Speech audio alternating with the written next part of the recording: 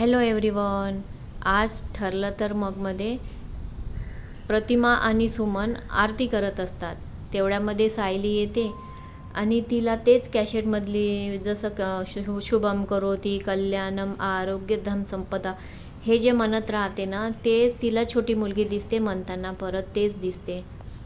आरती झाल्यानंतर धूप बत्ती लावायचं असते तर घरभर, तर प्रतिमा लावायला जाते तर सायली म्हणते की मीच लावते द्या. घेते सायली आणि घरभर धूपबत्ती द्यायला जाते. इकडे सुमन म्हणते की अशीच देत होती ना धूप तन्वी लहान असताना, अगदी अशीच. सायली धूप देत असताना ती छोटी मुलगी समोर समोर जाते आणि सायली पण तिच्या मागे मागे जाते. परत तिला तीच मुलगी दिसते पण तिचा चेहरा दिसत नाही. तेवढ्यामध्ये एक धूप पूर्ण घरभर पसरलेला असतो. तेवढ्यामध्ये सुमनताई आणि प्रतिमा येतात. काय झालं सायली म्हणतात. तर एक बुक पडलेलं ते बुक घेऊन येते आणि त्या बुकामध्ये पेंटिंग काढलेलं असतं. तर प्रतिमाला विचारते की हे कसलं पेंटिंग आहे. तर ती म्हणते की हे छोटे असताना तन्वीने काढले.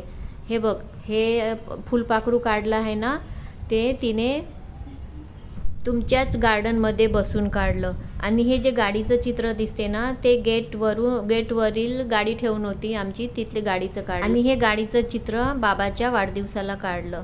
माहिती नाही तन्वी आता कुठे आहे, कोणाच्या घरी चित्र काढत असेल, कोणाच्या जीवनामध्ये रंग भरत असेल, अशी प्रतिमा म्हणते. अस्मिताला जॉबवरती जायचं असतं इंटरव्ह्यू द्यायला.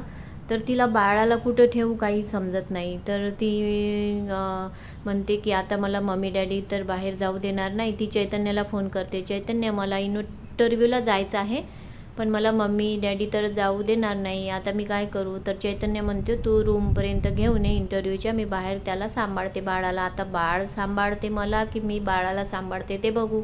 अस्मिता बाळाला घेऊन खाली येते. कल्पना म्हणते अस्मिता परत कुठे चालली तू. अगं मम्मा, मी बाळाला घेऊन चालले ना, थोडं फिरायला जाते, थोडं त्याला हवा घेऊ देते बाहेरची, लवकरच येते मी त्याला फिरवून.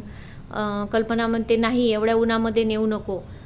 प्रताप म्हणतात जाऊ दे ना थोड्या वेळ, ती फिरवून आणेल बाळाला. तूच तर म्हणते ना निघत नाही, बाळाला नेत नाही. आता ती बाळाला घेऊन जात आहे ना, जाऊ दे तिला. आश्रममध्ये कुसुमताई साफ करत राहते आश्रम, आणि मुलं पण साफ करू लागत राहतात आणि थोडे ओरडत राहतात. तर ते कुसुमताई म्हणतात की शांत बसा, मधुभाऊला आवाज जाणार.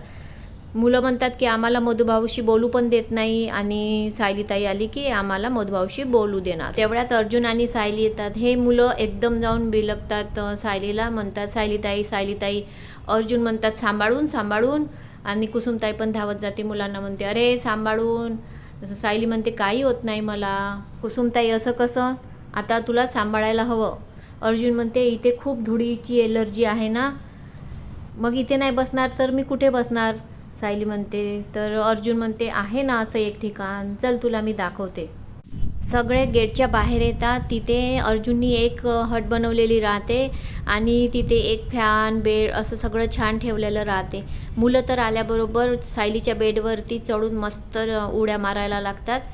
आणि कुसुमताई म्हणतात अरे उतरा तो सायलीताईसाठी आहे ना, चला तुम्ही सगळं साफसफाई करायला चला.